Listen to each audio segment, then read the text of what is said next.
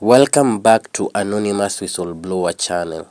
Today we're gonna discuss why Raila is politically dead, the reason why there is an uprising of rebellion in Raila's strongholds, and the way forward for the Lakeside people.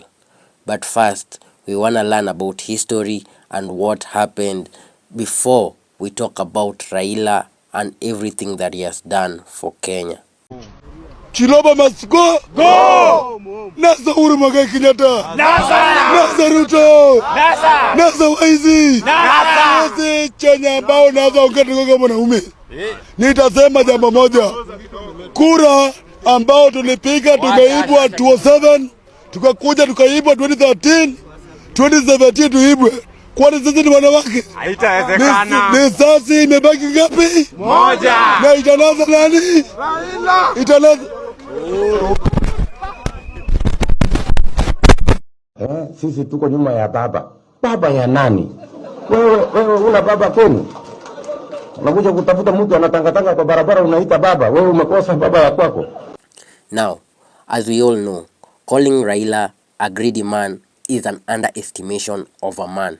It is like insulting him. The definition of someone who is greedy is Raila Amolo Odinga. And this starts way back when he wanted to overthrow a sitting government which was ruled by the Excellency former President Daniel Toroitich Arap Moi. And after that, he had some squabbles with his father, Jaramogi Oginga Odinga.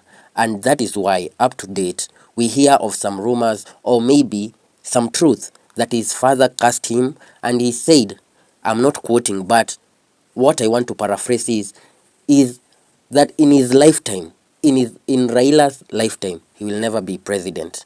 And that is why you can see the greediness came down, and it evolved, and he started becoming a con man. He started conning the political class. He conned even the people. He used people of the Lakeside as a leverage.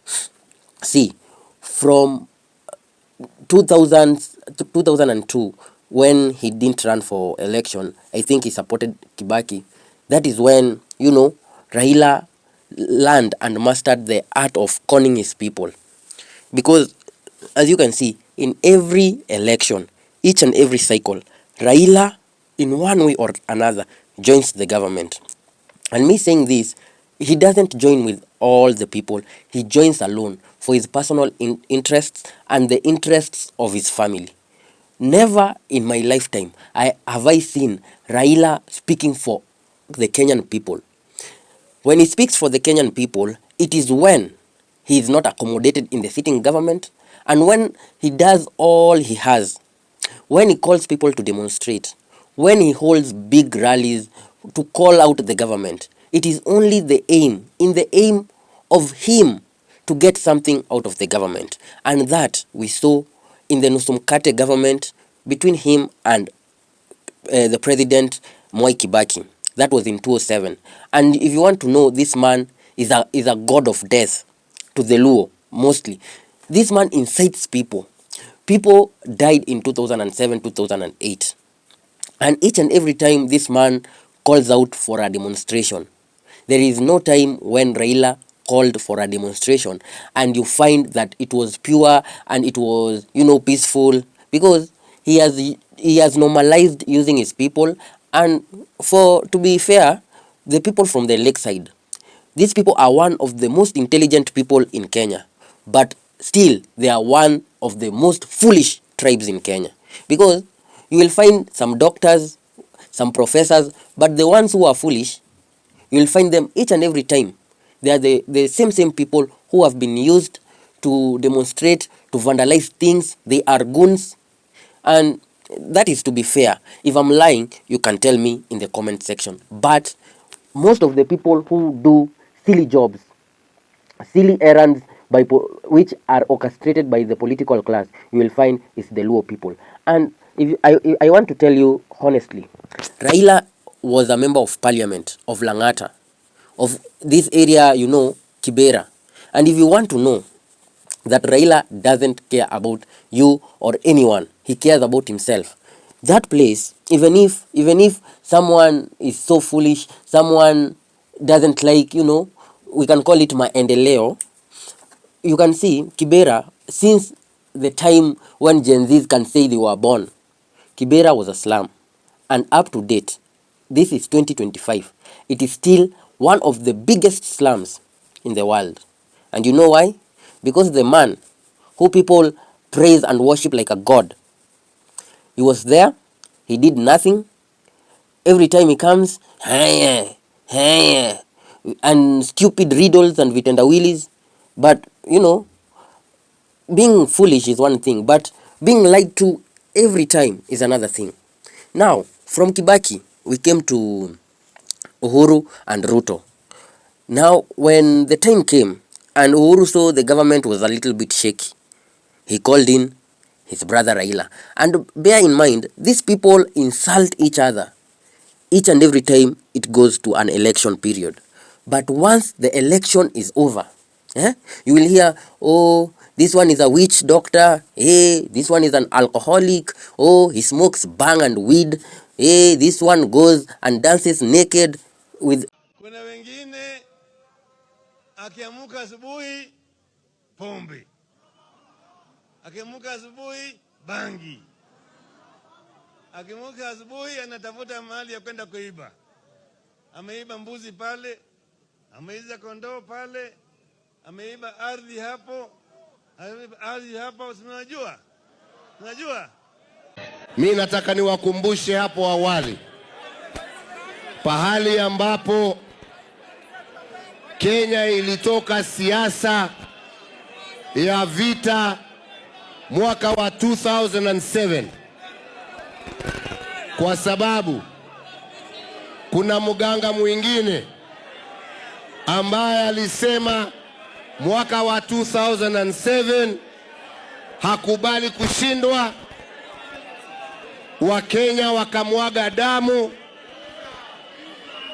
Wakenya wakapoteza mali, Wakenya wakakosa makao kwa sababu ya tamaa ya mtu mmoja.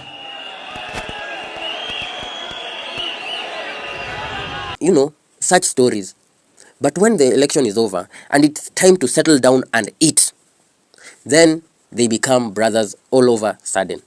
Because I remember when Raila and Uhuru were vying, they used to call each other names, and our political scene was unbearable. Now, it came a point, they became brothers.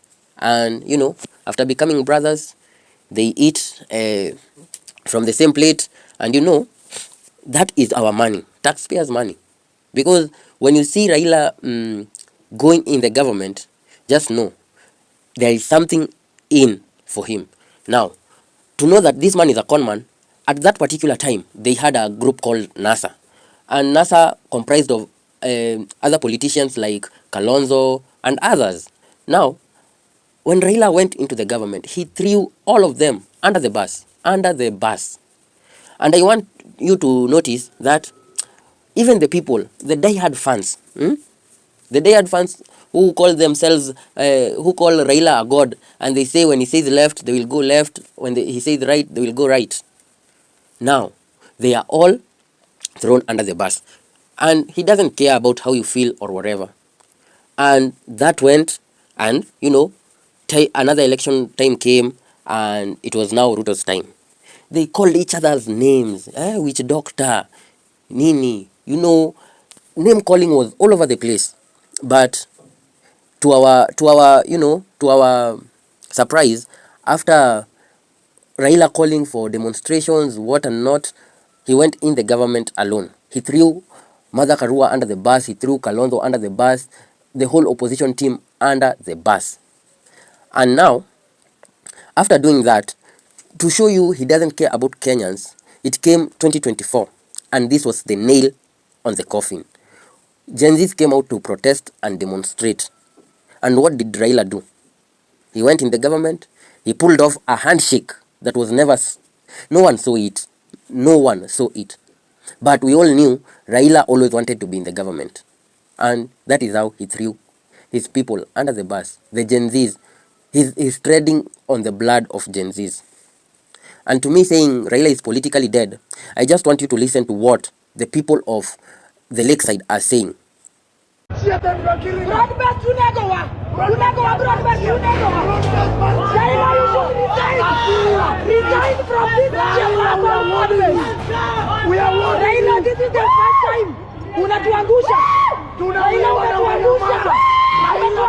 As you can hear, this is a woman very, very angry with the broad-based government.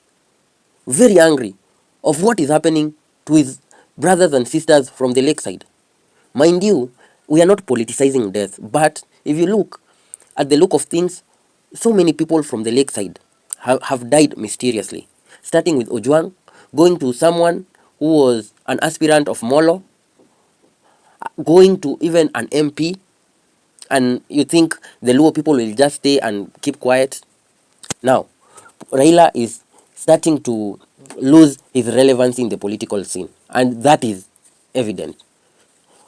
I want you to listen to this other young man, what he had to say. Nimesikia Raila anaongea, anasema ati vijana tulieni, vijana msiandamane, msiharibu mali ya watu. Mzee, nyamaza. Hii si time ya wewe kuongea. Hii si maandamano ya ODM ya kukutafutia wewe chakula ya tumbo.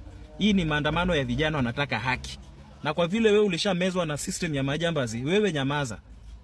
Ama uende Chungwa House ukaongelesha watu ODM. Sisi usituongeleshe ati. Wewe unafikiri we don't want you to negotiate on our behalf. Usiongee, nyamaza. You have no right to talk. Ulishaonyesha hii dunia na hii nchi mzima na ukaonyesha vijana kwamba tumbo yako ni kubwa kushinda affairs za hii nchi. So we keep quiet. We don't want your advice.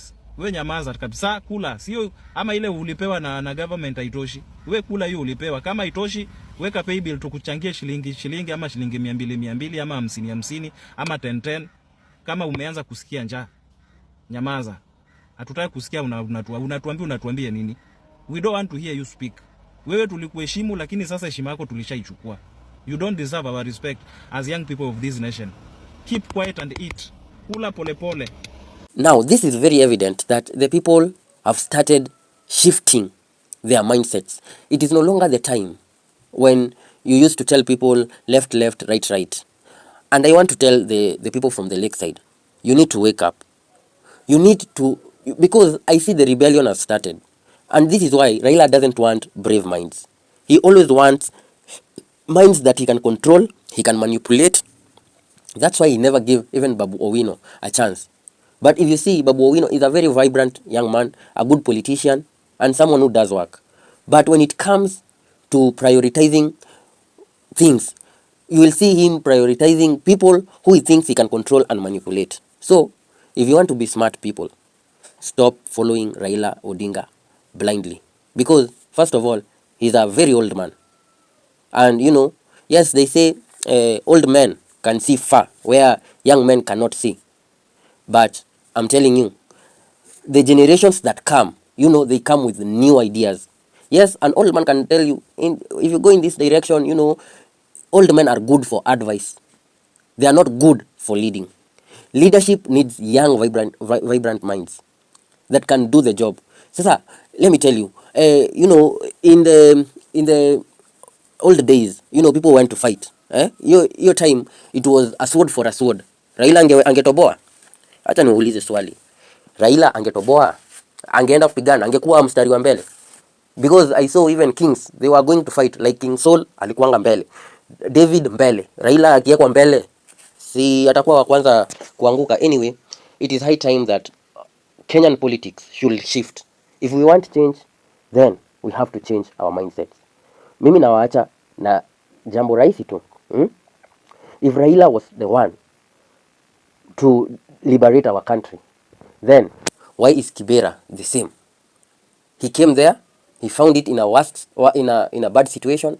Now it is even in a worse situation because population is growing. If Raila wanted good things for the Luo, why did he join the government? Even after people asking him not to join these people, you know how people refer to the president of Kenya nowadays. Why did he join him? If Raila had his best interests for the people of Kenya and for this country, why is this country in this mess right now. It has been anonymous whistleblower signing out. Cheers. Sisi tuko nyuma ya baba. Baba ya nani? Wewe una baba kwenu? Unakuja kutafuta mtu anatangatanga kwa barabara unaita baba. Wewe umekosa baba ya kwako.